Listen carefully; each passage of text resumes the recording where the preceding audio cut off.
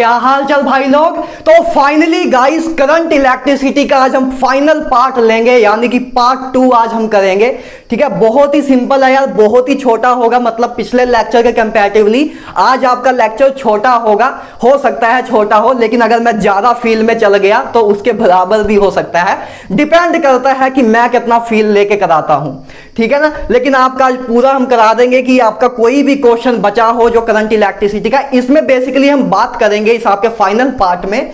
हम कुछ electrical instruments की बात करेंगे, जैसे एक आपका व्हीटस्टोन ब्रिज होता है ना, इसके बारे में हम देखेंगे। एक आपका सर्किट होता है जिसको व्हीटस्टोन ब्रिज कहते हैं, आपने नाम भी सुना होगा, ठीक है ना। एक हम मीटर ब्रिज करेंगे, फिर हम पोटेंशियोमीटर करेंगे, फिर हम गैल्वेनोमीटर करेंगे कि गैल्वेनोमीटर को अमीटर और वोल्ट मीटर में कैसे कन्वर्ट करते हैं। तो ये इलेक्ट्रिकल इंस्ट्रूमेंट्स देखेंगे और लास्ट में फिर कुछ छोटे मोटे फॉर्मूलेस और उनकी टर्म्स को हम देखेंगे।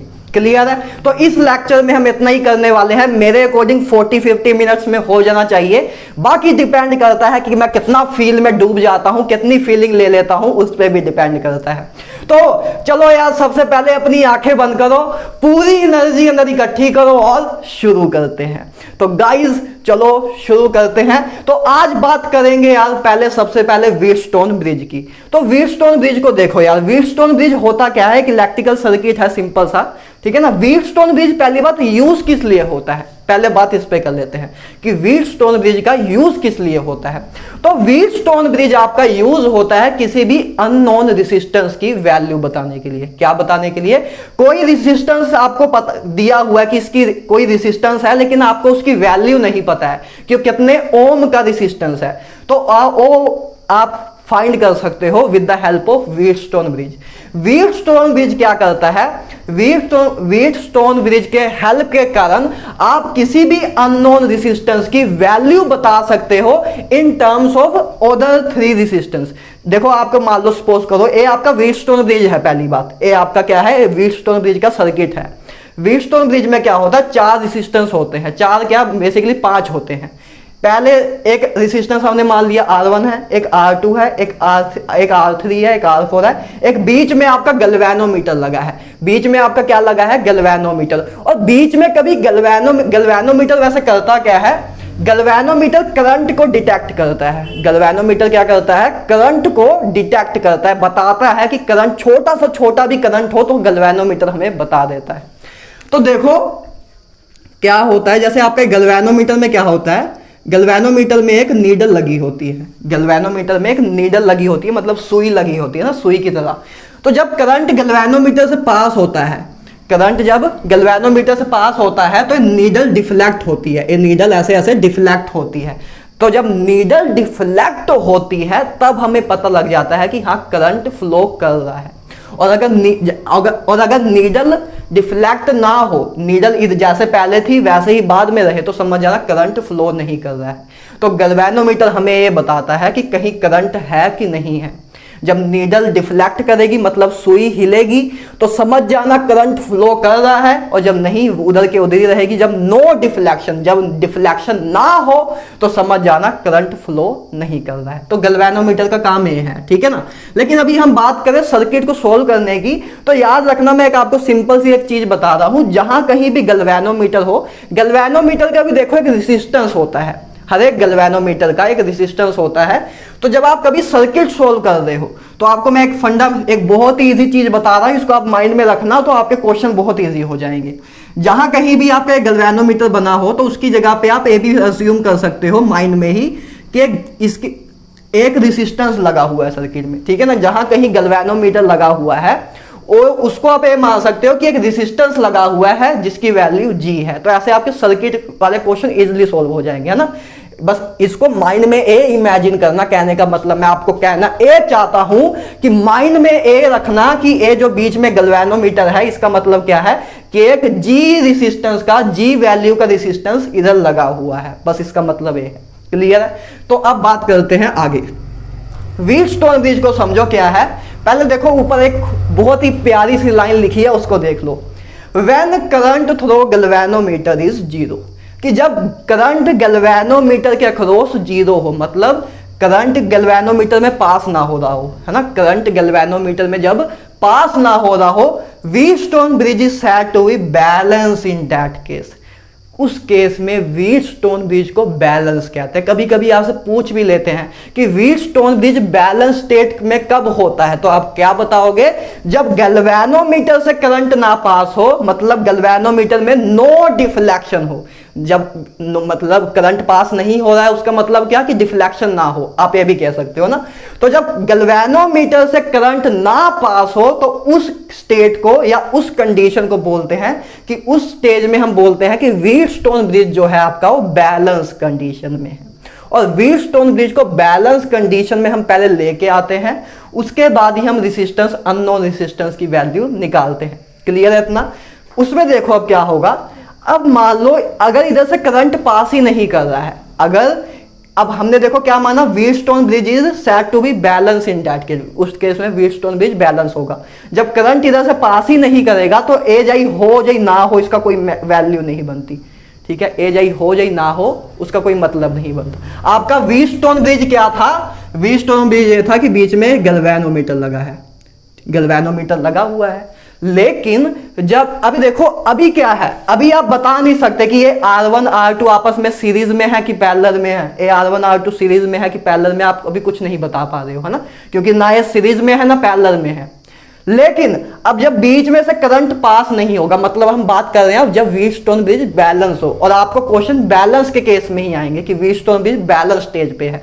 तो जब व्हीटस्टोन ब्रिज आपका बैलेंस स्टेज में है तो मतलब बैलेंस स्टेज का मतलब क्या कि गैल्वेनोमीटर से करंट पास नहीं हो रहा है। तो गैल्वेनोमीटर से करंट पास नहीं हो रहा है तो आप यही मान सकते हो कि इधर कुछ भी नहीं है, इधर जाई गैल्वेनोमीटर हो जाए ना हो कोई मतलब ही नहीं है, जाइए आप लो जाइए ना लो, क्योंकि जब करंट ही नहीं पास कर रहा तो इसका होना ना होना एक बराबर है। तो आप ये मान सकते हो कि अब गैल्वेनोमीटर नहीं है। तो व्हीटस्टोन ब्रिज जब बैलेंस कंडीशन में होता है तो ये बीच वाला जो रेजिस्टेंस था आपका, जो बीच वाला जी रेजिस्टेंस था, उसको आप इग्नोर कर सकते हो। अब आपका सर्किट आप इजिली सोल्व कर सकते हो। अब देखो आपको पता है कि R1 और R2 आपस में क्या है, R1 और R2 अब सीरीज में हो गए। जब बीच वाला गैल्वेनोमीटर आपने हटा दिया तब आपको दिखा R1 और R2 सीरीज में हो गए, तो इसका R इक्विवेलेंट आप निकाल सकते हो। R इक्विवेलेंट क्या होगा? R1 plus R2। R3 और R4 भी आपस में सीरीज में हो गए, तो इसका इस नीचे वाला R इक्विवेलेंट क्या होगा? R3 plus R4।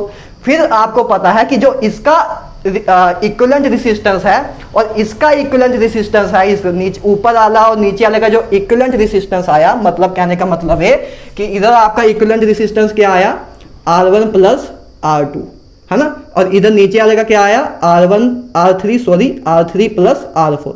अब दो रेजिस्टेंस आपके पास आ गए, है ना। पहले आपके पास 4 थे, 4 से आपने 2 में उनको कन्वर्ट किया। इसका इक्विवेलेंट रेजिस्टेंस क्या आ गया? R1 plus R2।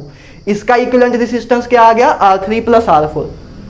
अब आपको पता है कि R1 प्लस मतलब ये जो रेजिस्टेंस है R1 प्लस R2 रेजिस्टेंस है वो पैरेलल है R3 प्लस R4 रेजिस्टेंस के। तो ऐसे आप इफेक्टिव मतलब टोटल रेजिस्टेंस निकाल सकते हो, इन चारों रेजिस्टेंस का इक्विवेलेंट रेजिस्टेंस निकाल सकते हो। समझ आए बात? आपको अगर व्हीटस्टोन ब्रिज का क्वेश्चन आया कभी तो आप इक्विवेलेंट रेजिस्टेंस कैसे निकालोगे आपको बता देंगे। पहले वो बैलेंस स्टेज में है। अगर सपोज करो बीच में कोई रेजिस्टेंस होता, बीच में कोई रेजिस्टेंस होता, फिर क्वेश्चन टफ हो जाता, क्योंकि सीरीज पैरेलल वाले आप फॉर्मूले लगा ही ना पाते, फिर क्वेश्चन टफ हो जाता, है ना। फिर हमको किरचॉफ लॉ वगैरह भी लगाना पड़ सकता था।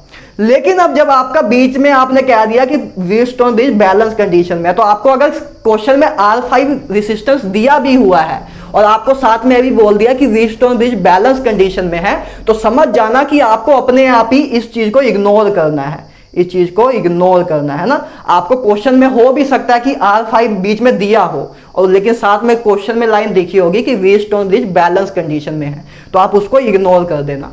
तो जब उसको इग्नोर किया तो आपके पास सिंपल सर्किट बन गया कि ए दोनों सीरीज में है, ए दोनों सीरीज में है। तो पहले इसका R इक्विवेलेंट निकाला, फिर इसका R इक्विवेलेंट निकाला, और इसका R इक्विवेलेंट और इसका R इक्विवेलेंट आपस में पैरेलल में थे, तो फिर फाइनली आप पूरा R इक्विवेलेंट निकाल लोगे इस होल सर्किट का। क्लियर है? बात को समझे? तो ए आपका होता है व्हीटस्टोन ब्रिज में पहले तो रेजिस्टेंस R इक्विवेलेंट निकालने का तरीका, ठीक है ना। एक तो ये होता है, वो तो मैंने आपको सर्किट सोल्व करने के लिए बता दिया। अब मेन बात करते हैं जो आपका अननोन रेजिस्टेंस निकालना है, उसका फॉर्मूला की बात कर लेते हैं, है ना।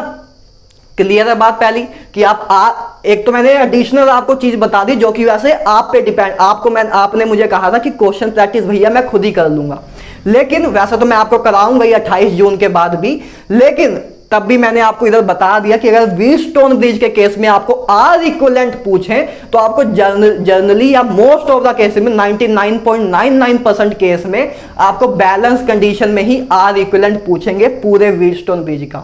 तो आर इक्विवेलेंट जब बैलेंस स्टेज में पूछा तो इसको आप बीच वाली चीज को इग्नोर कर सकते हो। जब बीच वाली चीज इग्नोर हो गई तो अब आपका पता है कि R1 R2 सीरीज में है, तो आर इक्विवेलेंट ऊपर क्या आएगा R1 प्लस R2, नीचे क्या आएगा R3 प्लस R4। अब ये जो इसका जो इक्विवेलेंट रेजिस्टेंस आया इन दोनों का और जो इन दोनों का इक्विवेलेंट रेजिस्टेंस आया वो आपस में पैरेलल में है, तो बाद में एक बार पैरेलल वाला फॉर्मूला लगा देना, फिर आपका आर इक्विवेलेंट पूरे सीरीज पूरे मतलब व्हीटस्टोन ब्रिज का आ जाएगा। ठीक है ना।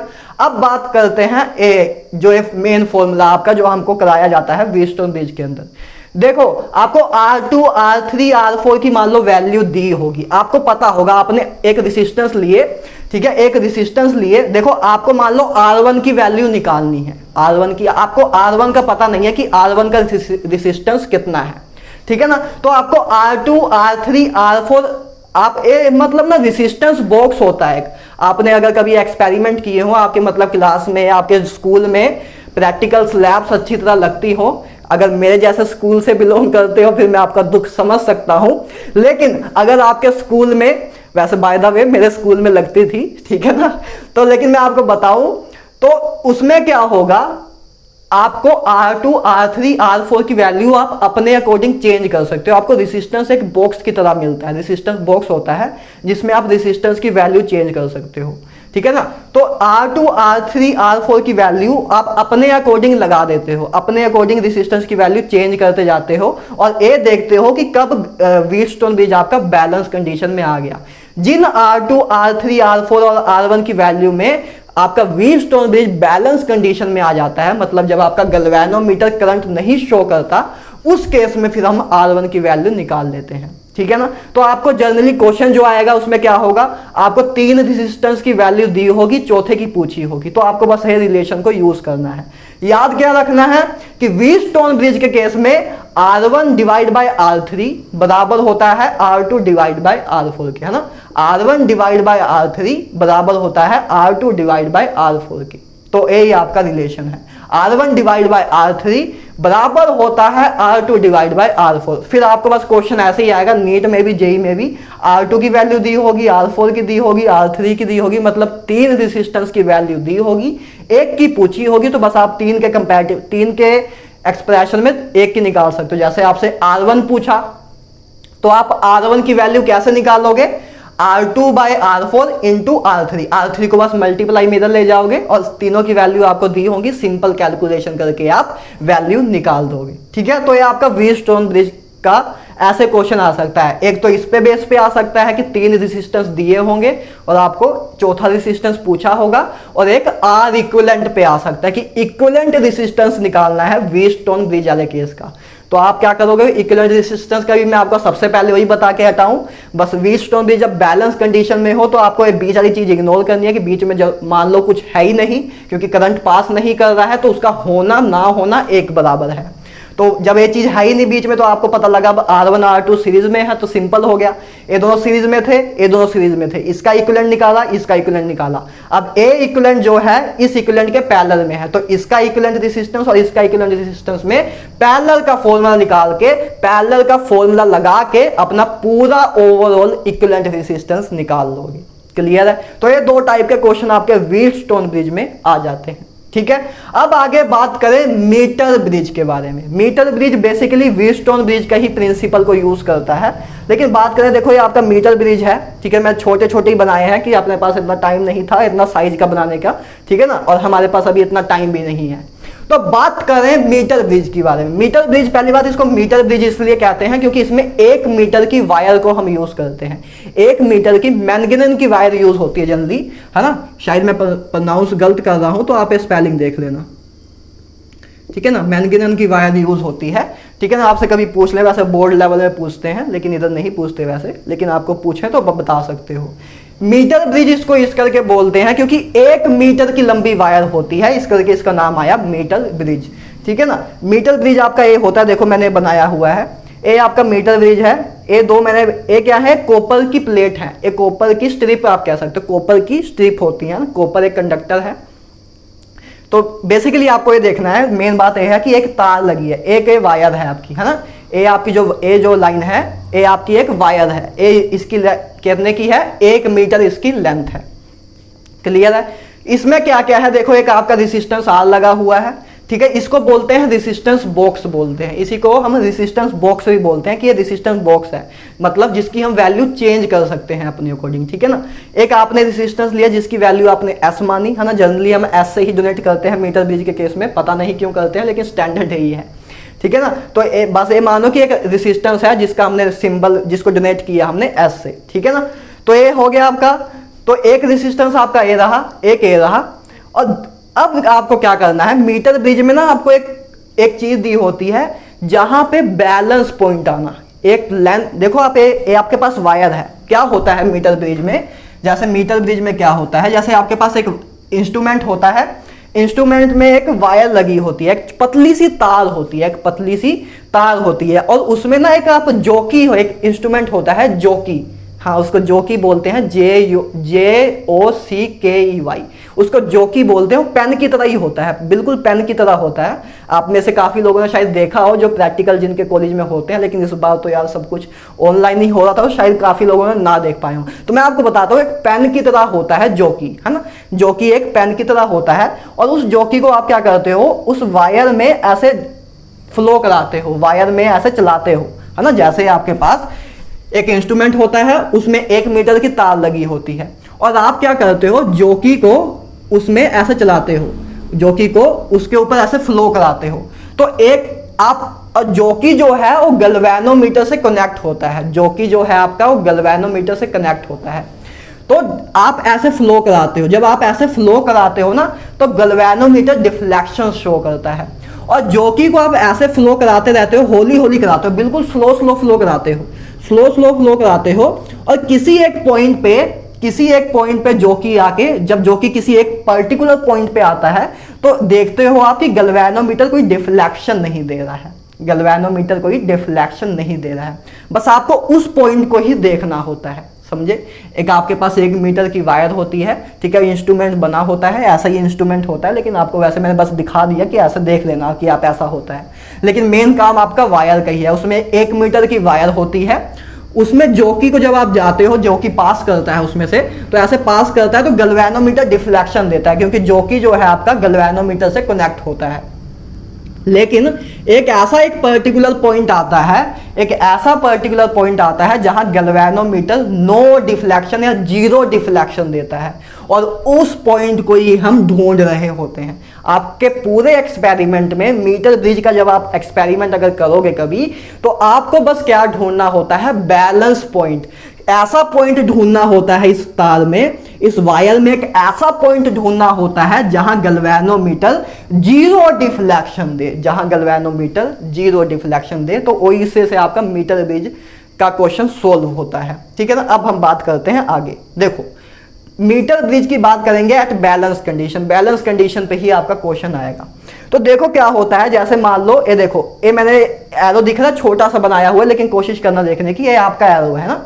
इस पॉइंट पे मैंने माना, इस पॉइंट पे, है ना, ये आपकी वायर थी, और मैंने इस पॉइंट पे माना कि आपका क्या शो हो रही है, 0 डिफ्लेक्शन शो हो रही है। मतलब ये जो पॉइंट है आपका, इसको आप नल पॉइंट भी कह सकते हो, जहां आपकी डिफ्लेक्शन 0 होती है, उस पॉइंट को हम नल पॉइंट भी कहते हैं, बैलेंस पॉइंट भी कहते हैं, ठीक है ना। तो ये हमने जॉकी को फ्लो कराया था, हमने देखा कि इस पॉइंट पे गैल्वेनोमीटर 0 डिफ्लेक्शन दे रहा है, कि जो आपकी नीडल थी 0 डिफ्लेक्शन दे रहा है, हिल नहीं रही है। तो ये आपका क्या है, बैलेंस पॉइंट। तो आपको बस बैलेंस पॉइंट ढूंढना होता है, और ये बैलेंस पॉइंट आपने इधर, आपको पता लग गया कि ये बैलेंस पॉइंट आपका ये है ना, ये आपका क्या है, ये आपका बैलेंस पॉइंट है। तो इस कॉर्नर से आपने बैलेंस पॉइंट तक की लेंथ जो है उसको मानी L, है ना। ये जो इस साइड के कॉर्नर से आपने बैलेंस पॉइंट तक की जो लेंथ है उसको माना L, ठीक है ना। और बाद में जो बची फिर जो मतलब इसको आपने एल मान लिया तो इसको आप क्या मानोगे 100 माइनस एल, क्योंकि मैंने आपको बताया मीटर ब्रिज में क्या होता है 1 मीटर की वायर होती है, तो 1 मीटर में कितने सेंटीमीटर होते हैं 100 सेंटीमीटर, है ना। तो आपको एल मतलब एल की वैल्यू जो दी जाती है क्वेश्चन में वो सेंटीमीटर में दी जाती है। आपको बोला जाता है कि in meter bridge you have given, कि आपको गिवन होगा कि 35 सेंटीमीटर में बैलेंस पॉइंट आ रहा है, तो आपको पता लग जाएगा कि L की वैल्यू क्या है 35 सेंटीमीटर, है ना। आपको दिया होगा क्वेश्चन में कि इस इतने सेंटीमीटर में आपका बैलेंस पॉइंट आ रहा है, तो जैसे आपको दिया कि मतलब 35 सेंटीमीटर में आपका बैलेंस पॉइंट आ रहा है, तो आपका L की वैल्यू क्या होगी 35, और जो बाकी बचा 100 माइनस L क्या हो जाएगा, वो आपका हो जाएगा आपका जो 55 हो जाएगा ना। 55 आपका O हो गया, 35 आपका A हो गया। क्लियर है। तो ए अच्छा 65 हो जाएगा, सॉरी, ठीक है ना। तो ये आपका हो गया। अब बात को ये समझो, देखो इसमें आपको क्या लगाना है, सेम वैसा ही जैसे हमने इसमें किया था।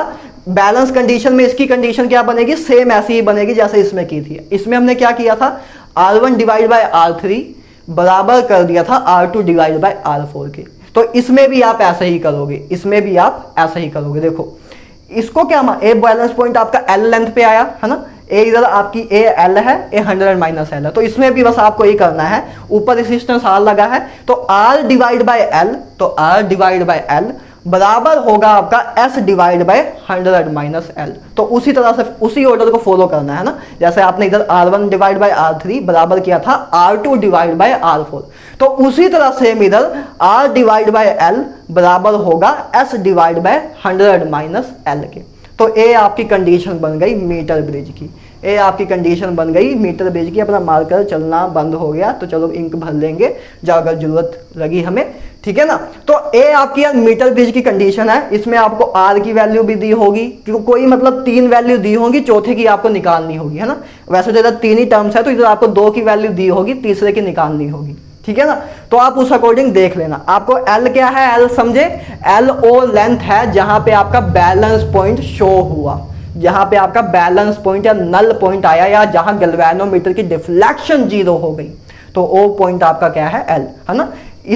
इस साइड से जिस पॉइंट पे आपका बैलेंस पॉइंट आया, बैलेंस पॉइंट का मतलब कहां, क्या, जहां गैल्वेनोमीटर 0 डिफ्लेक्शन दे रहा है, तो उस लेंथ को हम बोलते हैं एल। तो ये आपकी बची कितनी फिर 1000 माइनस एल, क्योंकि पूरी लेंथ आपकी क्या, सॉरी 100 माइनस एल, क्योंकि पूरी लेंथ आपकी क्या थी 100 centimetre, 1 metre equal to 100 centimetre, ठीक है। तो आप ऐसे मीटर ब्रिज के केस में आपका यही फॉर्मूला यूज होगा हर एक क्वेश्चन में। क्लियर है बात। उसके बाद 2 बातें हो गई, व्हीटस्टोन ब्रिज हमने देख लिया, मीटर ब्रिज हमने देख लिया। अब बात करते हैं पोटेंशियोमीटर की। पोटेंशियोमीटर की 3 एप्लीकेशन है, ठीक है ना। तीनों आ जाती हैं, नॉर्मली आई जाती हैं, दूसरी आई थोड़ी कम आती है, लेकिन बाकी 2 तो आ ही जाती हैं, ठीक है ना। लेकिन बात करेंगे तीनों पे ही, आपके सिलेबस में तीनों ही हैं। पोटेंशियोमीटर देखो क्या करता है, पोटेंशियोमीटर मेजर करता है पोटेंशियल डिफरेंस को, पोटेंशियोमीटर मेजर करता है पोटेंशियल डिफरेंस को, पोटेंशियल डिफरेंस को मेजर करता है। देखो पोटेंशियोमीटर एक ऐसा डिवाइस है ना जिसमें आप बिना करंट के बता सकते हो कि पोटेंशियल डिफरेंस कितना है। ऐसा डिवाइस है, मजेदार डिवाइस है ना। बिना करंट के आप बता सकते हो कि आपका पोटेंशियल डिफरेंस कितना है। क्लियर है बात। तो चलो देखते हैं इसकी बात। तो ये आपका है ए है आपका पोटेंशियोमीटर, है ना, ये पोटेंशियोमीटर है आपका। तो इसमें देखो क्या है, एक आपकी ये बैटरी लगी हुई है जिसका हमने पोटेंशियल मान लिया, कोई V मान लिया, ठीक है। ये आपकी बैटरी लगी हुई है ना, ये बैटरी है आपकी। ये फिर आपने ऐसे नीचे एक वायर है ना, ये आपकी वायर है, ये आपकी क्या है वायर, है ना। ये जो है आपकी ये वायर है। उसके बाद नीचे आपने एक क्या लगाई, सेल लगाया, एक नीचे आपने सेल लगाया, है ना। बैटरी में क्या होते हैं, बैटरी कॉम्बिनेशन ऑफ सेल होता है। तो बैटरी का सिंबल ए होता है कि बहुत सारे सेल लगे होते हैं, और ए है सेल का सिंबल, है ना। सेल में बस एक छोटी सी लाइन, एक लेंथी लंबी लाइन होती है, लेकिन बैटरी में बहुत सारी छोटी लंबी लाइन होती है। सिंपल सा सिंपल बता रहा हूँ, ठीक है ना, बच्चों की तरह। तो ये बैटरी है आपकी, ये सेल है ना। तो ये इसका सर्किट है पूरा, कि पहले क्या होता है, एक आपकी बैटरी लगी है, ठीक है ना, बैटरी के नीचे वायर है ऐसे, और नीचे एक और सर्किट बना हुआ है जिसमें आपका सेल लगा हुआ है ना। और ये इधर आपका एक गैल्वेनोमीटर है, ये आपका गैल्वेनोमीटर है। और ये देखो मैंने जे से डोनेट किया, जे क्या है जॉकी, जे क्या है जॉकी, जॉकी हमें क्या बताता है, बैलेंस पॉइंट बताता है। जॉकी को आप ऐसे फ्लो कराते हो तो आपको बैलेंस पॉइंट बताता है। तो हमने ये माना कि इस पॉइंट पे मान लो बैलेंस पॉइंट आपका आया, इसमें भी आपको बैलेंस पॉइंट ही निकालना है। तो इस पॉइंट पे हमने मान लिया कि आपका बैलेंस पॉइंट आया। बैलेंस पॉइंट मतलब क्या, जहां आपका गैल्वेनोमीटर जीरो डिफ्लेक्शन शो कर रहा है ना। पोटेंशियोमीटर में आपके पहली बात देखो दो सर्किट बनते हैं, मतलब दो लूप बनते हैं। एक सर्किट आपका ए बना जो ऊपर वाला है, एक नीचे सर्किट ए बना जो नीचे वाला है। दो सर्किट होते हैं, एक को बोलते हैं प्राइमरी, एक को बोलते हैं प्राइमरी सर्किट, दूसरे को बोलते हैं सेकेंडरी, है ना। प्राइमरी और सेकेंडरी लूप इसको बोलते हैं। चलो उस पर आपको वैसे कोई ज्यादा कोई खास आएगा नहीं, ठीक है ना। बात करते हैं इसकी एप्लीकेशन पे। इस पे एप्लीकेशन क्या है, पहली इसकी एप्लीकेशन क्या है कि कहां कहां क्या काम आता है पोटेंशियोमीटर, उसकी बात करते हैं। पहला काम आता है to measure EMF of cell. ये जो आपका सेल लगा है इसकी आप ईएमएफ बता सकते हो।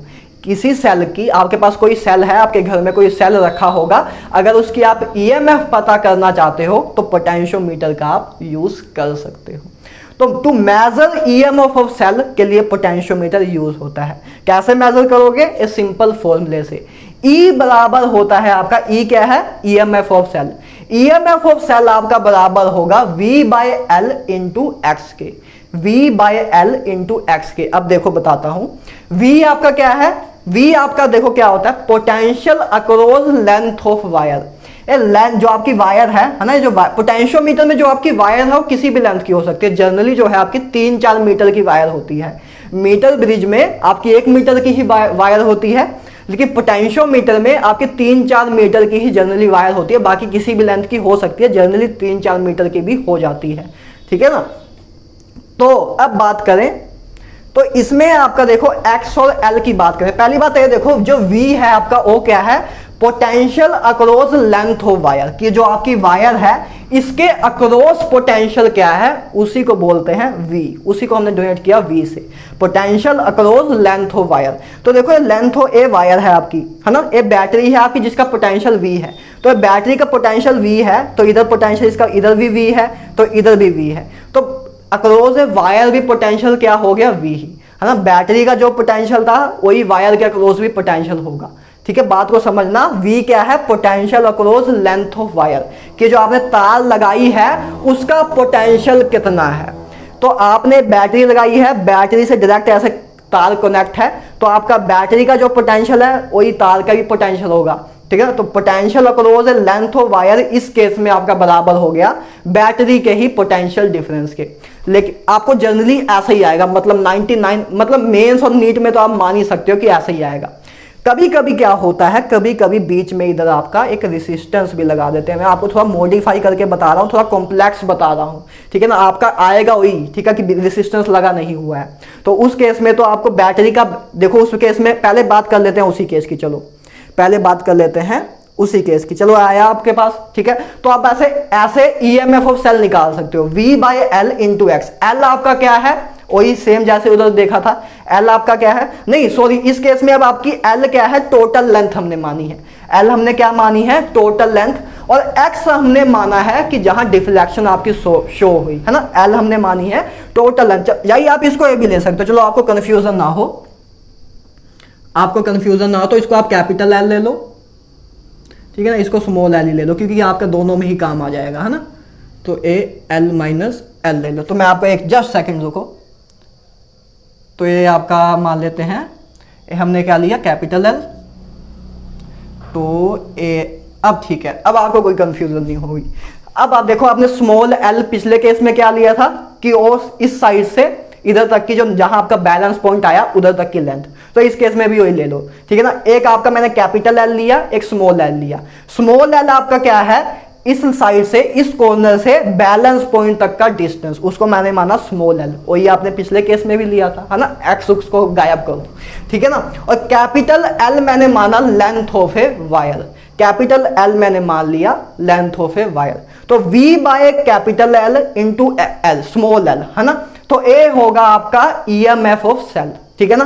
कि आपको मतलब आपको बैटरी क्वेश्चन में ही दिया होगा यार सब कुछ। आपसे पूछेंगे कि इन पोटेंशियोमीटर आपको पोटेंशियल डिफरेंस ऑफ बैटरी दिया होगा, कुछ भी दिया होगा, 2 वोल्ट 3 वोल्ट दिया होगा, है ना। और आपको ये भी बताया होगा कि किस पॉइंट पे, मतलब कितने सेंटीमीटर पे आपकी और कितने सेंटीमीटर पे आपका बैलेंस पॉइंट आया है। तो आपको मान लो दे देंगे कि 50 सेंटीमीटर पे आपका बैलेंस पॉइंट आया है और आपको लेंथ ऑफ वायर मान लो दे देंगे कि पूरी लेंथ ऑफ वायर है मान लो 200 मीटर, 2 मीटर है ना, 2 मीटर बराबर होता है 200 सेंटीमीटर में, तो उसको सेंटीमीटर में बस कन्वर्ट कर लेना। तो बस आपको V की वैल्यू भी दी होगी, L की भी दी होगी, स्मॉल l की भी, कैपिटल L की भी, तो आप EMF ऑफ सेल ऐसे निकाल लोगे। क्लियर है बात? अच्छा, ये बात क्लियर, तो बहुत सिंपल है, इसको तो आप बस फॉर्मूला अप्लाई करना निकल जाएगा। लेकिन V जो मैंने आपको क्या बताया था, V मैंने आपको बताया था potential across length of wire. तो आपका मोस्ट ऑफ द केसेस में ए ही सर्किट आता है, नीट में तो ए ही आएगा, नीट में तो आ ही नहीं सकता इसके अलावा, ठीक है ना। लेकिन कभी आपको कभी कभी शायद क्वेश्चन ऐसे दिख जाए, एडवांस में तो आ ही जाता है नॉर्मली, ठीक है, कभी कभी क्वेश्चन ऐसे दिख जाए जहां बीच में इधर रेजिस्टेंस भी लगा दिया हो।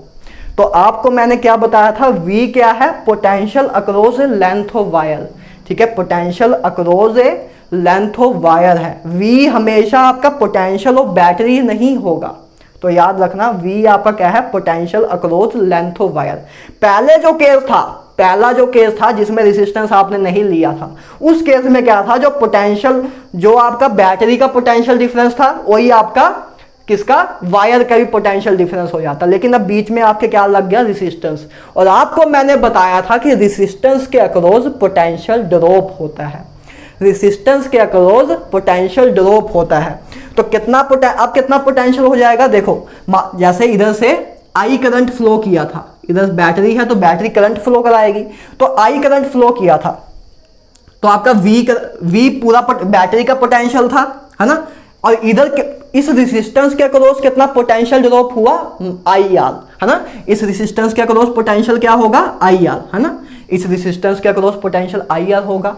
तो V माइनस IR, है ना, मतलब V क्या है अपना, potential difference of battery, potential difference of battery, और IR क्या है, पोटेंशियल ड्रॉप अक्रॉस रेजिस्टेंस। तो V आपका बैटरी का पोटेंशियल था, है ना, मान लो आपको क्वेश्चन में दिया होगा, मान लो कि अगर आपका बीच में रेजिस्टेंस लगाया, लेकिन मैं आपको बता रहा हूं जनरली नहीं लगाया जाएगा, उसके नहीं लगाया जाएगा, तो बस आपको सिंपल फॉर्मूला ही यूज करना है कि आपको बैटरी का पोटेंशियल दिया होगा, स्मॉल l की वैल्यू दी होगी, कैपिटल L की, बस आपने लगा देना और EMF ऑफ सेल निकाल देना। लेकिन मैं एक आपको और केस बता रहा हूं कि अगर आपका रेजिस्टेंस बीच में लगाया है, तो मैंने आपको क्या बताया, जो V ये जो फॉर्मूले में यूज हुआ है वो क्या है, potential across length of wire. तो अब आपका इधर क्या आएगा, तो लेंथ ऑफ वायर के अक्रॉस पोटेंशियल क्या होगा, अब देखो V बैटरी का पोटेंशियल था, ठीक है ना, और IR क्या था, जो ड्रॉप हुआ पोटेंशियल में रेजिस्टेंस के अक्रॉस। तो सपोज करो मैं आपको और सिंपल बताऊं, तो मान लो आपको बैटरी का पोटेंशियल दिया हुआ हो क्वेश्चन में कि 40 है, बैटरी का पोटेंशियल मान लो आपको 40 दिया हुआ है, और आपने देखा जब आपने IR की वैल्यू निकाली, आपको IR दिया ही होगा, ठीक है ना, करंट की वैल्यू दी होगी या कुछ तो दिया ही होगा जिससे आप निकाल सकते हो। तो आपने निकाला, IR की वैल्यू निकाली, तो मान लो आपके पास IR की वैल्यू आ गई 20, IR की वैल्यू आ गई 20। तो V कितना था आपका, V क्या था 40, V पोटेंशियल मतलब पोटेंशियल डिफरेंस ऑफ बैटरी क्या था आपका 40, और IR आपका क्या है 20। तो V माइनस IR आपका कितना आया 20, ठीक है।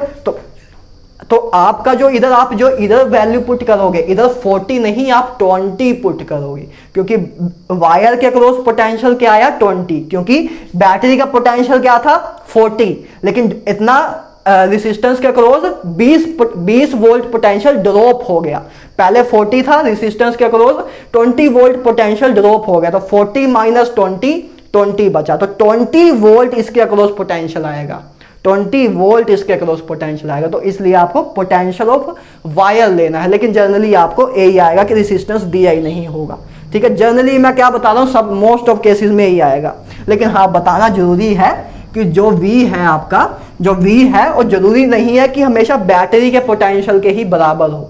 तो V आपका क्या है, potential across length of wire के है, potential across length of wire के। तो बीच में अगर रेजिस्टेंस लगा होता तो रेजिस्टेंस के कारण पोटेंशियल ड्रॉप होता, तो आपका बैटरी का पोटेंशियल माइनस ड्रॉप आपको करना होता, तब इसका जो इधर पोटेंशियल जो आता, जो ही वजह से मैंने आपको बताया कि इसका पोटेंशियल अगर मान लो बैटरी का आपको दिया था 40 और बीच में इधर रेजिस्टेंस लगाया होता, इधर बीच में रेजिस्टेंस लगाया होता और उसके अक्रॉस मान लो आपका पोटेंशियल ड्रॉप आपने निकाला कि आया 20, तो अब 40 पहले था, 20 इधर ड्रॉप हो गया, तो 40 माइनस 20 अब आया, तो 20 इधर वोल्ट, इधर इसके अक्रॉस पोटेंशियल क्या आएगा 20, इसका कितना था 40, इसके अक्रॉस 20 ड्रॉप हुआ तो 40 माइनस 20 बचा तो 20 पोटेंशियल आएगा वायर के अक्रॉस। तो मैंने वही बताया कि V क्या है, potential across length of wire. तो आप इधर V की वैल्यू 20 रखोगे ना कि 40, समझ आया?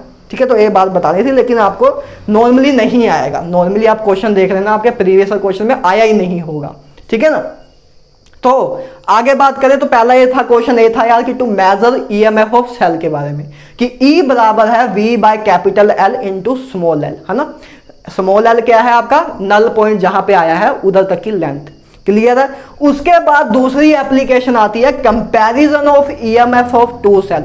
दो सेल दिए होंगे, दो सेल दिए होंगे, दो सेल की ईएमएफ को कंपेयर करने का एक मेथड आता है ना। मान लो इधर तो मैंने एक ही सेल बनाया है, लेकिन क्या करते हैं एक पैरेलल में और सेल लगा देते हैं, एक पैरेलल में और सेल लगा देते हैं। तो आप इन दोनों का कंपैरिजन बताना होता है, कंपेयर करना होता है सेल को, तो आप वैसे कर सकते हो। लेकिन मैंने इधर आपको सिंपली सर्किट दिखाया है और आपको जरूरत भी नहीं है वो करने की, है ना। बस आपको बस सीधा याद रखना है, ठीक है ना।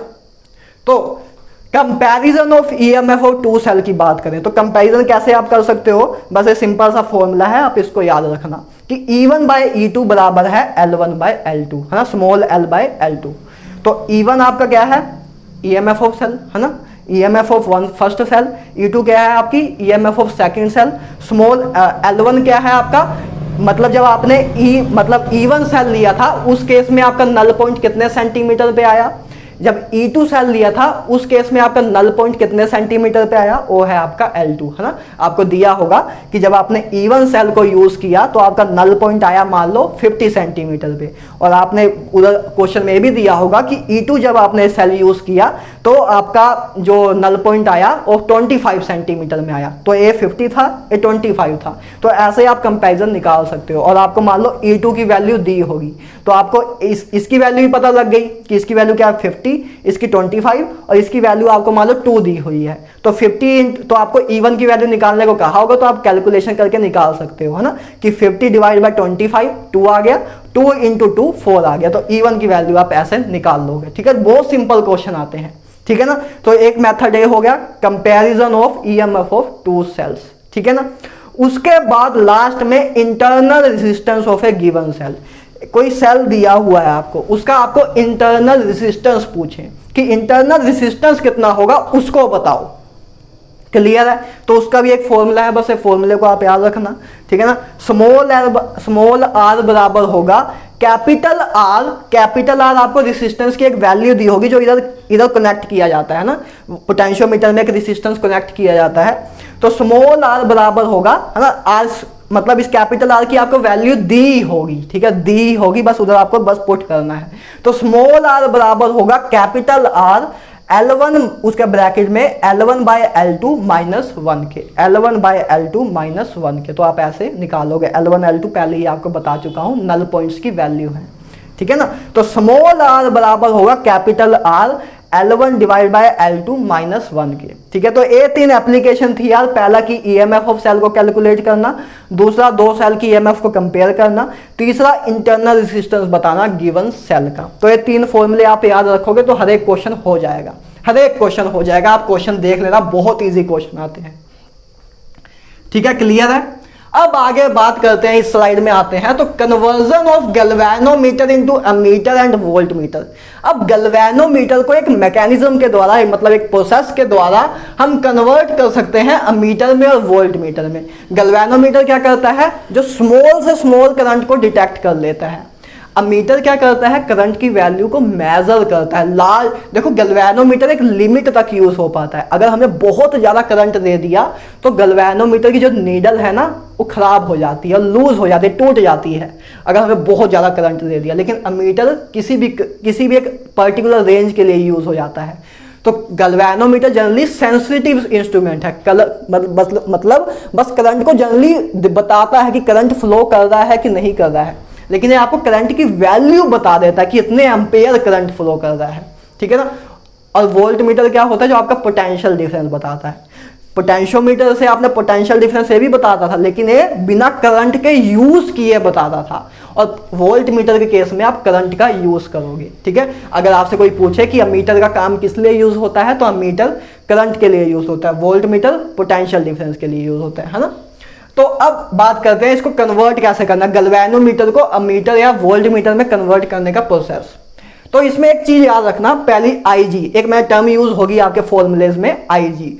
आईजी क्या है आपका, आई मतलब क्या, करंट, है ना, जी मतलब क्या, गैल्वेनोमीटर, ठीक है, जी मतलब क्या, गैल्वेनोमीटर। तो आईजी क्या है आपका, मैक्सिमम करंट, याद रखना, maximum current for galvanometer which give full deflection.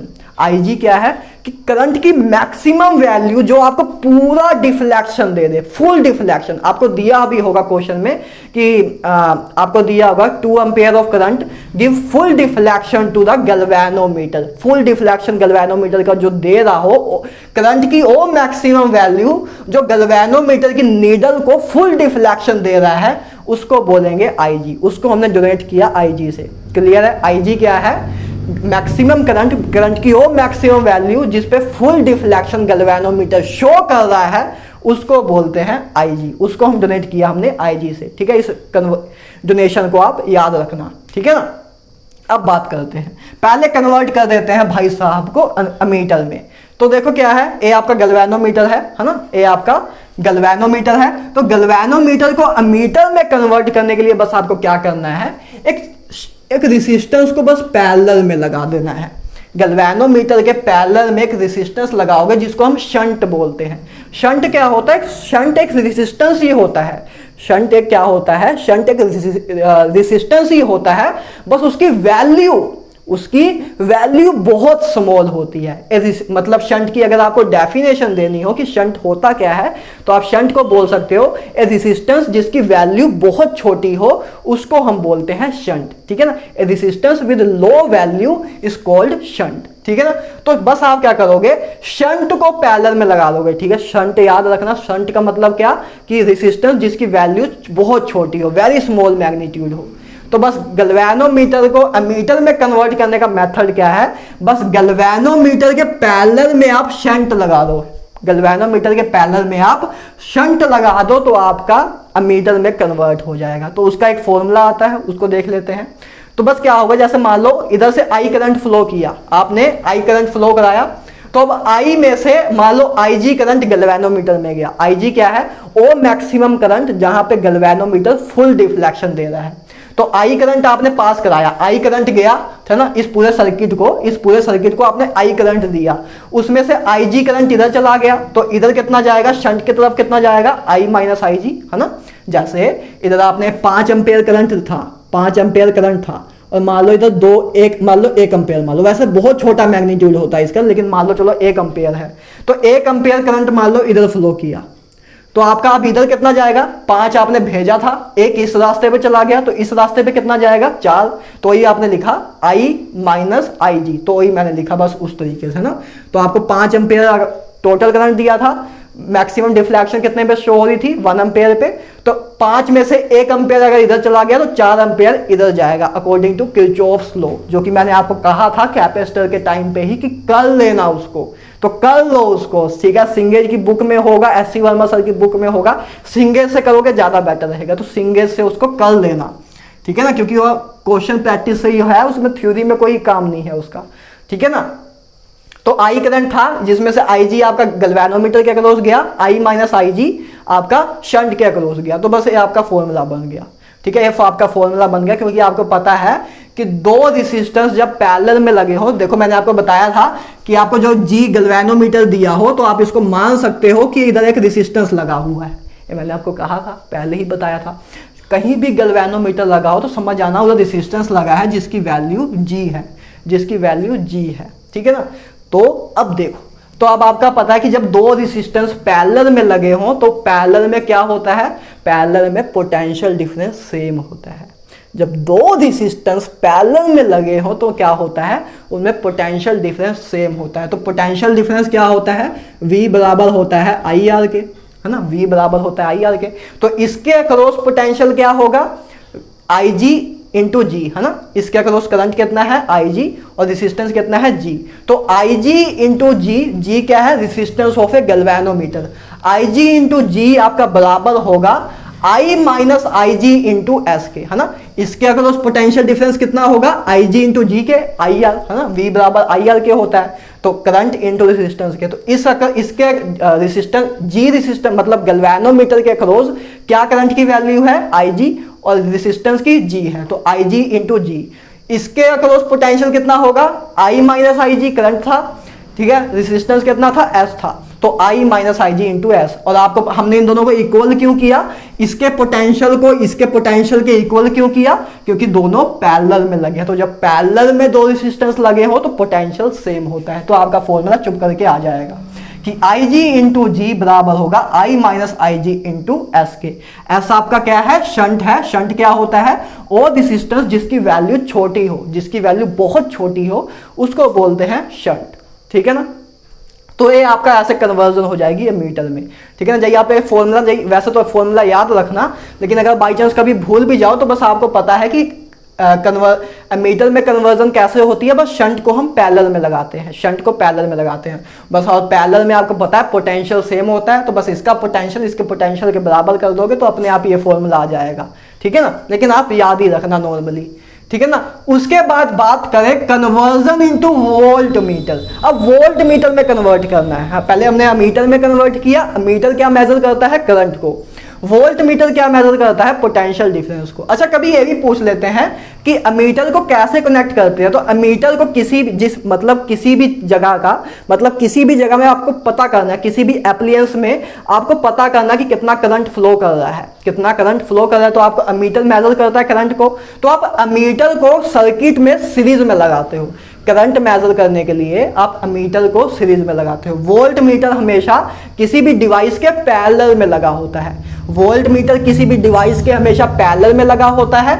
Ammeter आपका किसी भी डिवाइस के हमेशा सीरीज में लगा होता है, ठीक है। थ्योरेटिकल चीजें हैं, ठीक है ना। तो याद रखना, वैसे भी आपको पता है कि अमीटर को सीरीज में ही लगाना होगा, क्योंकि सीरीज में क्या होता है, करंट सेम होता है। तो जो करंट डिवाइस में फ्लो करेगा वही अमीटर में फ्लो करेगा, और अमीटर हमें फिर बता देगा कि कितना करंट है। और वोल्ट मीटर को हम पैरेलल में क्यों लगाते हैं, क्योंकि पैरेलल में पोटेंशियल डिफरेंस सेम होता है। तो अगर हम पैरेलल में लगाएंगे तो जो वोल्ट मीटर में पोटेंशियल की रीडिंग आएगी वही सेम पोटेंशियल दूसरी डिवाइस का भी होगा। तो इसलिए हम वैसे लगाते हैं, ठीक है ना। बात करें कन्वर्जन इनटू वोल्ट मीटर में, तो गैल्वेनोमीटर को वोल्ट मीटर में कैसे कन्वर्ट करते हैं। बस आप क्या करते हो, ये आपका गैल्वेनोमीटर है। गैल्वेनोमीटर के साथ सीरीज में ही एक रेसिस्टेंस लगा देते हैं, एक लार्ज वैल्यू का रेसिस्टेंस, है ना। आर मैंने क्या लिया, एक लार्ज वैल्यू का रेसिस्टेंस होता है। उसको जब सीरीज में आप लगा दोगे तो आपका गैल्वेनोमीटर वोल्ट मीटर में कन्वर्ट हो जाएगा, ठीक है। तो समझो अमीटर में क्या करना था आपको, गैल्वेनोमीटर के मैं फिर से भी बना देता हूं, है ना। गैल्वेनोमीटर के पैरेलल में स्मॉल रेसिस्टेंस लगाना था जिसको हम शंट बोलते हैं। वोल्ट मीटर के केस में आपको क्या करना था, सीरीज में लगाना था। उस केस में हमने पैरेलल में रेसिस्टेंस लगाया था और उसकी वैल्यू भी स्मॉल थी। इस केस में हमने सीरीज में रेसिस्टेंस लगाया, वो भी उसकी वैल्यू भी लार्ज है, ठीक है ना। इसलिए मैंने उसको आर से डोनेट किया। तो इस केस में आपका फॉर्मूला जो यूज होगा वो होगा V बराबर आई जी आर प्लस जी। आई जी आपको पता है ना, आई जी क्या है, maximum current for galvanometer which give full deflection.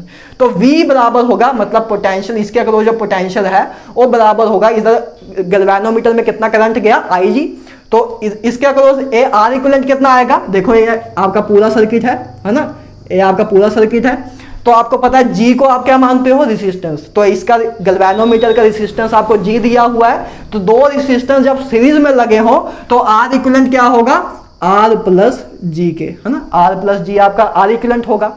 एक रेसिस्टेंस की वैल्यू R थी, एक रेसिस्टेंस की वैल्यू G थी, तो R इक्विवेलेंट होगा आपका R प्लस जी। तो आपका R इक्विवेलेंट था R प्लस जी। तो ये आपका V था, पोटेंशियल अक्रॉस दिस आपका V था। तो V आपका बराबर हो जाएगा। अब एक चीज और एक चीज आपस में पैरेलल में है, तो पैरेलल में पोटेंशियल सेम होता है। तो आपका V बराबर हो जाएगा IG। IG क्या है, करंट इसके अक्रॉस, करंट कितना था इसके अक्रॉस IG, और रेसिस्टेंस कितना था R प्लस जी। R इक्विवेलेंट कितना था R प्लस जी। तो V बराबर IG बराबर V बराबर हो जाएगा IG ब्रैकेट में R प्लस जी के, ठीक है ना। तो आप चाहो तो डायरेक्ट फॉर्मूले भी याद रख सकते हो, जरूरी नहीं है इतना सब करो, ठीक है। डायरेक्ट फॉर्मूले भी याद रख लोगे तब भी काम हो जाएगा, लेकिन हाँ पता होना चाहिए कैसे फॉर्मूले आए हैं, ए फॉर्मूला क्यों आया, क्योंकि ए इसके पैरेलल था, इसलिए इसके अक्रॉस पोटेंशियल बराबर है इसके अक्रॉस पोटेंशियल के, तो हमने बस वही लगाया।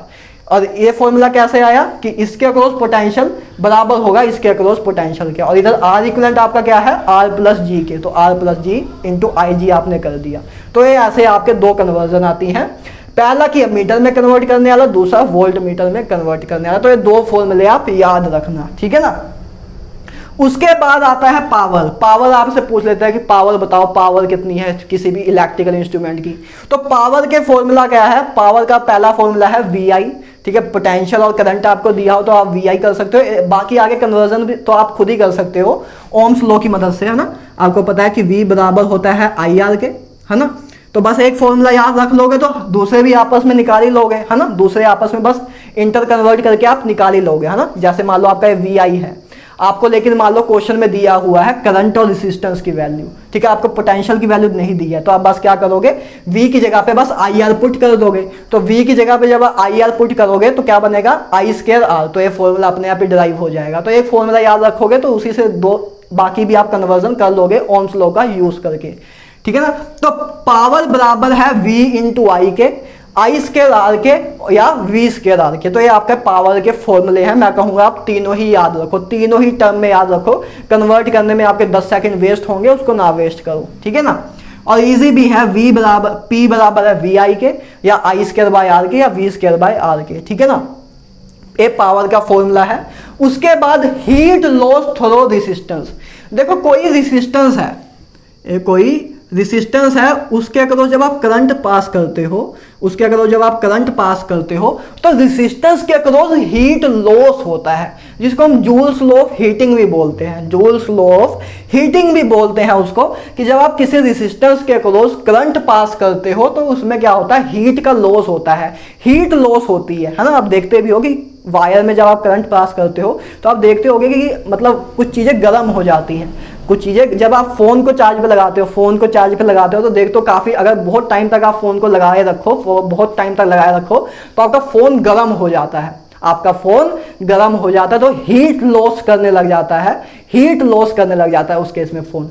इसी तरह जब आप करंट पास कराते हो किसी रेजिस्टेंस के अक्रॉस तो उसमें से हीट लॉस होती है, तो उस हीट लॉस थ्रू रेजिस्टेंस का फॉर्मूला क्या होगा, तो हीट लॉस थ्रू रेजिस्टेंस का फॉर्मूला होगा आई स्क्वायर आर टी, आई स्क्वायर आर टी के जूल्स में, है ना। आई स्क्वायर हीट मतलब हीट क्या है, एनर्जी की ही टर्म है, हीट क्या है, एनर्जी ही है ना, हीट तो एक फॉर्म ऑफ एनर्जी है।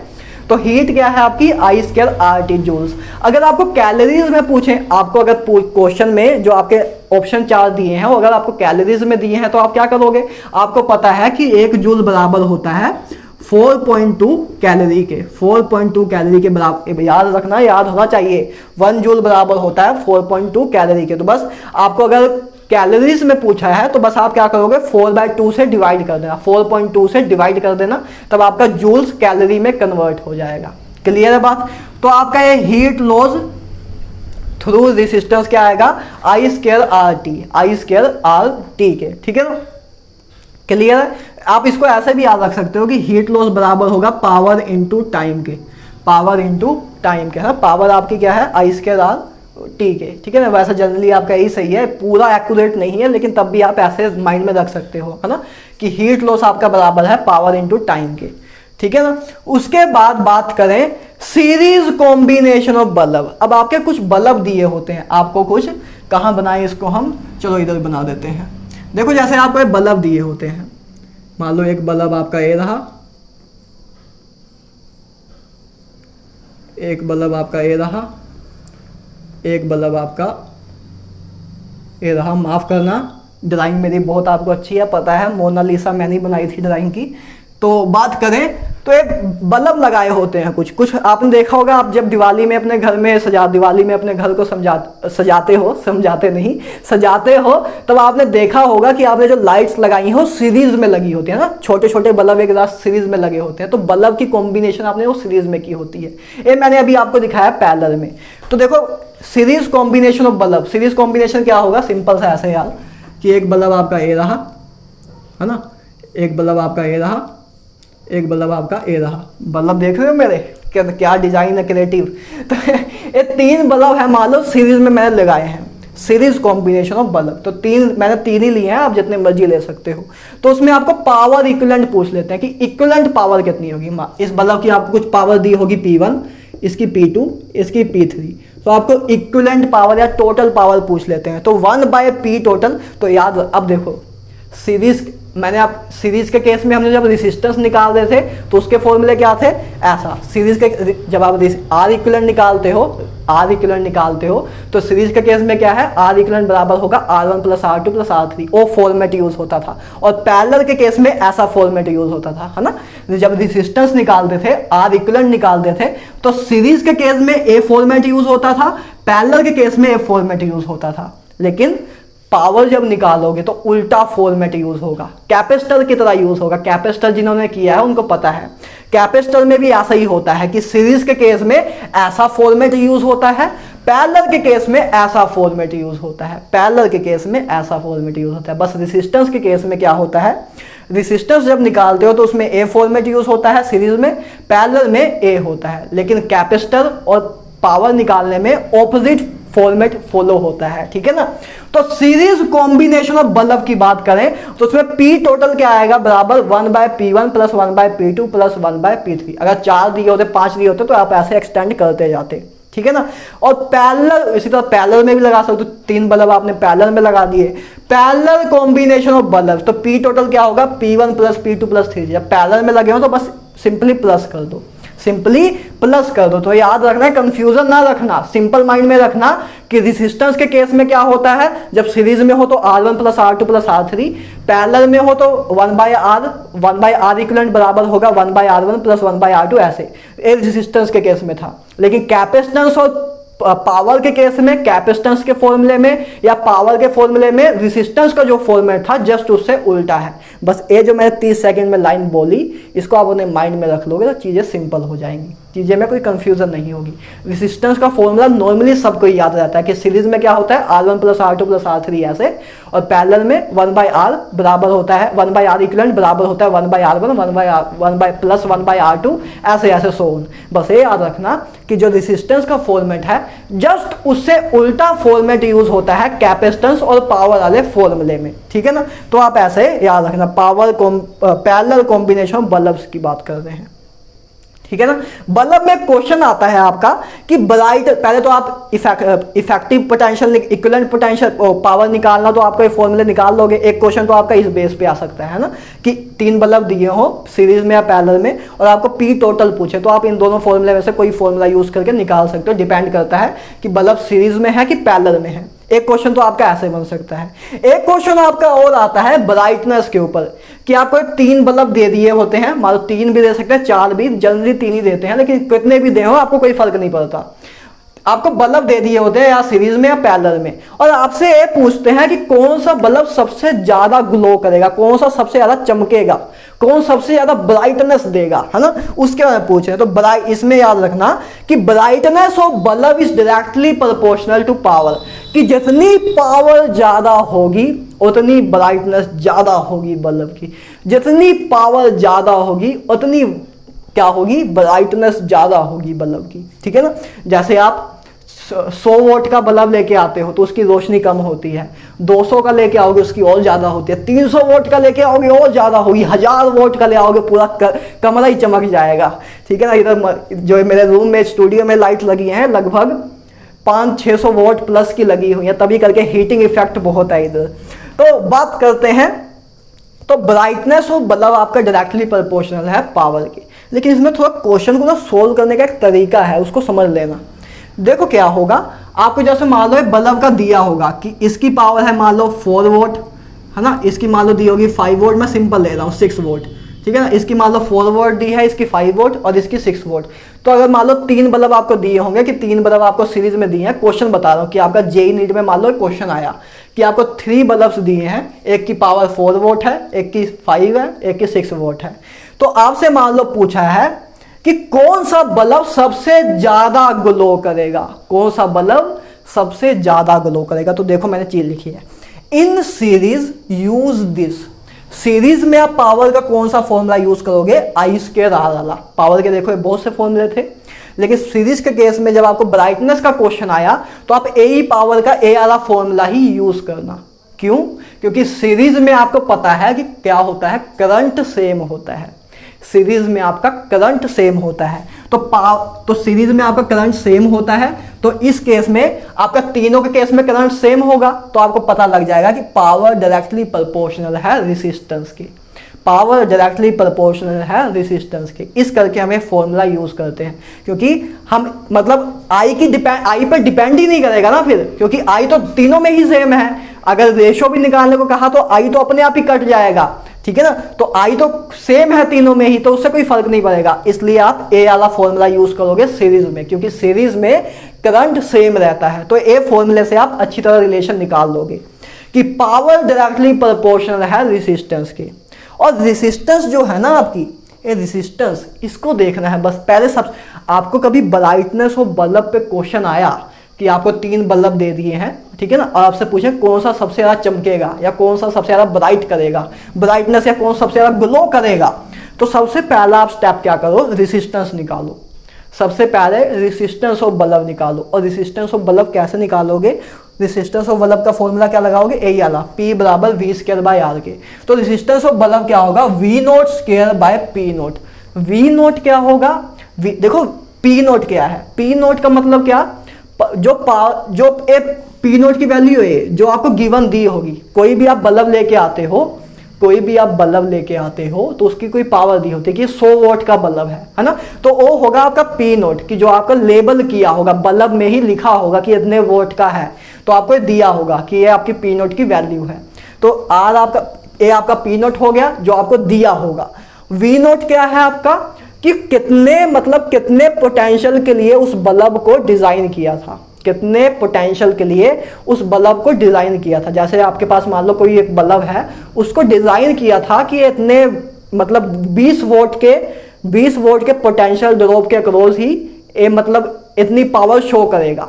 सिंपल सा मतलब है कि जैसे मान लो आपको कोई भी बल्ब दिया होता है ना, कोई भी आप जब बल्ब खरीद के लेके आते हो उसकी एक आइडल पोटेंशियल डिफरेंस बताया होता है कि इतने आइडल पोटेंशियल डिफरेंस के अक्रॉस अगर आप कनेक्ट करोगे तब आपको 100 वोट की पावर जैसा चीज मिलेगी, वैसी लाइट इमिट होगी। लेकिन जनरली हम जब लेके आते हैं घर में तो अपना पोटेंशियल डिफरेंस हम देखते तो नहीं है ना अपने स्विच में कितना पोटेंशियल डिफरेंस है, तो वैरी कर जाता है, वैरी होता है ना, जितने के अकॉर्डिंग डिजाइन किया था, उस बल्ब को डिजाइन किया था कि वो V नोट पोटेंशियल पे इतना पावर शो करेगा। लेकिन आप जनरली जो लेके आते हो घर पे लगाते हो तो आपका जो पोटेंशियल डिफरेंस घर में होता है, प्लग में होता है, होल्डर में होता है, वो कुछ वैरी होता है। तो उसके अकॉर्डिंग अभी हम निकालेंगे। सबसे पहले आप क्या करना, सबसे पहले आपको अगर ब्राइटनेस ऑफ बल्ब पे क्वेश्चन आया, सिंपल सा समझो, ब्राइटनेस ऑफ बल्ब पे अगर आपको क्वेश्चन आया तो सबसे पहले आप R निकालना। R क्या होगा आपका? V note square by P note, ठीक है। P नोट आपका क्या है जो आपको क्वेश्चन में ही ये बल्ब की वैल्यूज दी होंगी, ठीक है ना। उसके बाद आपका V नोट क्या होगा? V नोट आपका जनरली 220 वोल्ट होगा। अगर आपको नहीं दिया होगा, गिवन क्वेश्चन में नहीं दिया है, तो मान लेना 220 वोल्ट ही है, 220 वोल्ट होगा, क्योंकि अपने इंडिया में 220 वोल्ट ही यूज करते हैं, 220 वोल्ट ही आइडली यूज होता है। तो V नोट आपका 220 वोल्ट होगा जनरली, ठीक है ना। तो सबसे पहले आप R नोट ऐसे निकाल लोगे कि जैसे आपका ये 3 बल्ब दिए हैं, 4 वोल्ट, 5 वोल्ट और 6 वोल्ट, वोल्ट के, सॉरी, ठीक है। तो आपका R1 क्या आ जाएगा? R1 आपका क्या आ जाएगा? 220 द स्क्वायर डिवाइड बाय 4, है ना, ये आपका R1 आ जाएगा। R2 आपका क्या आएगा? 220 द स्क्वायर डिवाइड बाय 5, और R3 आपका क्या आ जाएगा? 220 द स्क्वायर डिवाइड बाय 6। तो आपका R1, R2, R3 आपने निकाल लिया। तो सबसे पहला स्टेप आप क्या करना, रेजिस्टेंस निकाल लेना। देखो मैं आपको बता भी रहा हूं कि क्वेश्चन आप कैसे सोल्व करना, जो कि मेरा पार्ट नहीं है कराने का, लेकिन मन कर रहा है तो करा दे रहा हूं, ठीक है ना। और इस क्वेश्चन में कंफ्यूजन हो जाती है, तो आप सबसे पहले क्या करना, हर एक बल्ब की रेजिस्टेंस निकालना, ठीक है। और V नोट की वैल्यू आप 220 वोल्ट ले लेना, ठीक है ना। तो R बराबर होगा V note square by P note, और P नोट की वैल्यू तो आपको दी होगी, ठीक है। तो आप ऐसे रेजिस्टेंस निकाल लोगे, कोई दिक्कत तो नहीं है। V नोट की वैल्यू आप 220 लोगे, P नोट की वैल्यू आपको क्वेश्चन में ही हर एक बल्ब की दी होगी, तो आप ऐसे R निकाल लोगे। इतना क्लियर है, इतना क्लियर है। अब आपको पता है कि brightness of bulb directly proportional है पावर की। लेकिन अब जैसे आपने ये देखा, आप ऐसे नहीं कह सकते आपको 3 बल्ब दिए हुए हैं, 3 बल्ब दिए हुए हैं और आप कह दो कि ये बल्ब जो है ज्यादा ब्राइट होगा, ये बल्ब ज्यादा ब्राइट होगा, ऐसे नहीं आप कह सकते, फिर तो कोई क्वेश्चन ही नहीं हुआ है, तो बच्चों वाली बात हो गई। आपको एक डायग्राम दिया हुआ है और आपसे पूछा कि कौन सा बल्ब ज्यादा ब्राइट करेगा, तो आपने देखा इसकी पावर 4 है, इसकी 5 है, इसकी 6 है, तो इसकी पावर सबसे ज्यादा है तो ये सबसे ज्यादा ब्राइट होगा, ऐसे नहीं होगा। ये जो पावर दी थी, ये जो तीनों पावर दी थी, ये किसके अकॉर्डिंग दी थी? एक आइडल पोटेंशियल के अक्रॉस, कि अगर आपका पोटेंशियल V0 होगा आपके स्विच में, आपके घर में V0 पोटेंशियल होगा तब ये पावर होगी, ठीक है। लेकिन आपके घर में जनरली पोटेंशियल डिफरेंस अलग अलग होता है, अलग अलग वैल्यू का होता है ना। तो आपको क्या करना है, पहले आपने सबसे पहले रेजिस्टेंस निकाल लिया, उसके बाद सिंपली आपको क्या करना है, आपको सीरीज के केस में ए वाला फॉर्मूला यूज करना है, पैरेलल के केस में V²/R वाला यूज करना है। पावर के 3 फॉर्मूले थे, तो सीरीज के केस में आप ए फॉर्मूला यूज करना, पैरेलल के केस में ए। क्यों? क्योंकि सीरीज के केस में आपका करंट सेम होता है, तो इस केस करंट सेम होता है तो आपका ए वाला फॉर्मूला जब यूज करोगे तो ज्यादा इजी रहेगा, है ना। ए वाला फॉर्मूला सीरीज के केस में यूज करना और पैरेलल के केस में ए वाला, क्योंकि पैरेलल के केस में आपका पोटेंशियल सेम होता है, पोटेंशियल हर एक बल्ब के अक्रॉस सेम होगा, तो कंपेयर करना आसान होगा, ठीक है ना, क्योंकि वी पे फिर डिपेंड ही नहीं करेगा, वो तो तीनों में ही सेम है तो उस पर डिपेंड ही नहीं करेगा। तो अब देखो क्या हुआ, तो सीरीज के केस में पावर जो है आपका डायरेक्टली प्रोपोर्शनल है रेजिस्टेंस के। आई तो सब में ही सेम है सीरीज में, इसमें भी करंट सेम है, इसमें भी सेम है, इसमें भी, तो पावर आपका डायरेक्टली प्रोपोर्शनल हो गया रेजिस्टेंस के। समझे बात को? तो पहला स्टेप आपका क्या था, बस आप क्या करो, रेजिस्टेंस निकाल लो। रेजिस्टेंस निकाल लिया तो क्वेश्चन सोल्व। रेजिस्टेंस निकालना सीखना है बस। रेजिस्टेंस निकालो, सबसे पहले रेजिस्टेंस आपने निकाल लिया, उसके बाद पावर ए पी और पी नोट में फर्क समझ आया। पी नोट क्या है, जो आपको बल्ब जब आप लेके आते हो उसमें लिखा होता है कि इतने वोल्ट का बल्ब है, लेकिन जब उसको आप लगाते हो, आप उसको अपने प्लग में होल्डर में लगाते हो, तो आपके होल्डर में पोटेंशियल डिफरेंस कुछ अलग होता है। तो पोटेंशियल डिफरेंस अगर कुछ अलग है तो आपकी पावर भी कुछ अलग होगी। तो उस केस में जो पावर है आपकी उसको बोलेंगे हम पी, है ना। पी नोट क्या है आपकी, जो लेबल्ड दी हुई है, जो आपको गिवन दिया होगा, लेकिन आपको पी निकालना है, जो आपके करंट एप्लीकेशन मतलब करंट होल्डर में जो पावर है, ठीक है, उसको निकालना है आपको। क्लियर है? क्लियर हो रही है ना बात। पी नोट आपका क्या है, जो आपको बल्ब में पोटेंशियल लिख के दिया होगा, जैसे आपको दिया है कि 4 वोल्ट का बल्ब है, लेकिन आप जब उसको होल्डर में लगाओगे तो आपके उधर शायद पोटेंशियल डिफरेंस कुछ अलग हो। आइडल पोटेंशियल डिफरेंस 220 वोल्ट है, लेकिन आपके घर में कुछ शायद अलग हो, तो उसके केस में आप उसको बोलते हैं पी, कि उस केस में आपका पावर क्या होगी, ठीक है ना। तो P बराबर होगा I²R के, तो P पावर डायरेक्टली प्रोपोर्शनल है रेजिस्टेंस के। तो आपने पहले स्टेप में क्या कर लिया था, हर एक बल्ब की रेजिस्टेंस निकाल ली थी, कि इसकी रेजिस्टेंस क्या आई 220/4, इसकी 220/5, इसकी 220/6, तो आपने तीनों की रेजिस्टेंस निकाल ली थी। अब आपको पता है कि पावर डायरेक्टली प्रोपोर्शनल है रेजिस्टेंस के, कि जितनी ज्यादा रेजिस्टेंस होगी उतना ज्यादा पावर होगा, उतनी ज्यादा पावर होगी। तो सीरीज में आपको क्या देखना है बस, कि जिसकी रेजिस्टेंस ज्यादा उसकी पावर ज्यादा। तो इन तीनों में से रेजिस्टेंस किसकी ज्यादा होगी, इसकी ज्यादा होगी। सिंपल सी बात है ना। पावर आप कैसे निकालोगे, पावर क्या है आपकी V0²/P, तो P1 की रेजिस्टेंस क्या आएगी 220/4, ठीक है। P2 की क्या आएगी 220/5, और P3 की, चलो इधर लिख देते हैं, P3 की 220/6, है ना। चलो सीरियल वाइज ही लिख दे, ठीक है, 4, 5, 6, तो ए आ गया आपका, है ना। P1 की रेजिस्टेंस ए है, P2 की ए है, P3 की ए है। तो आपको पता, देखो अब इसके नीचे 4 है, इसके नीचे और ज्यादा लार्ज टर्म है, इसके नीचे और लार्ज टर्म है, तो आप बिना कैलकुलेट करे ही देख सकते हो ना कि इसकी वैल्यू सबसे ज्यादा होगी, इसकी उससे कम होगी, इसकी सबसे कम होगी। देख रहे हो ना, इतना समझते हो कि जब डिनोमिनेटर में चीज जितनी ज्यादा होगी उतनी नेट वैल्यू कम होगी, है ना, इतना तो पता है आपको। तो इसकी वैल्यू सबसे ज्यादा होगी, बिना कैलकुलेट करे ही आप देख पा सकते हो ना। इतना तो आई होप नीट वाले बच्चों को भी मैथ आता होगा, जेई वालों बच्चों से तो उम्मीद नहीं करूंगा मैं, नाक ना कटा देना मेरी, ठीक है। तो एक बात देखो 220/4, तो इसका आपको पता लगा कि R1 की वैल्यू सबसे ज्यादा है, R1 की वैल्यू सबसे ज्यादा है, तो बस जिसकी रेजिस्टेंस की वैल्यू ज्यादा उसकी पावर ज्यादा। तो आपको आप फिर बोल सकते हो कि क्या है, P मतलब P1 बल्ब सबसे ज्यादा ग्लो करेगा, P1 बल्ब सबसे ज्यादा ग्लो करेगा। समझे? फाइनल कंक्लूजन, सबसे पहले आप क्या करोगे, रेसिस्टेंस की वैल्यू निकाल लोगे, रेसिस्टेंस की वैल्यू निकाल लोगे। और सीरीज के केस में पावर डायरेक्टली प्रोपोर्शनल होता है रेसिस्टेंस के, तो आप ऐसे कर लोगे। पैरेलल के केस में पावर इनवर्सली प्रोपोर्शनल होगा रेसिस्टेंस के, कि जिसकी रेसिस्टेंस की वैल्यू ज्यादा उसकी पावर कम। पैरेलल और सीरीज में जस्ट उल्टा हो जाता है। सीरीज के केस में पावर रेसिस्टेंस के डायरेक्टली प्रोपोर्शनल है, कि जितना रेसिस्टेंस ज्यादा उतनी पावर ज्यादा, लेकिन पैरेलल में पावर रेसिस्टेंस के इनवर्सली प्रोपोर्शनल है। ठीक है ना? जैसे पैरेलल में आपके बल्ब लगे हैं, पहले बल्ब का मान लो फिर वही 4 वोल्ट है, दूसरे का 5 वोल्ट है ना, तीसरे का 6 वोल्ट है। अब आपसे पूछें कि इनमें से इन तीनों बल्ब में से सबसे ज्यादा ग्लो कौन करेगा, तो इसका रेसिस्टेंस क्या है, P1 का क्या है, है ना, P1 का रेसिस्टेंस इतना होगा आपका 220 10 केयर डिवाइड बाय 4, P2 का A होगा, P3 का A होगा। ठीक है, रेसिस्टेंस तो आपने निकाल लिया।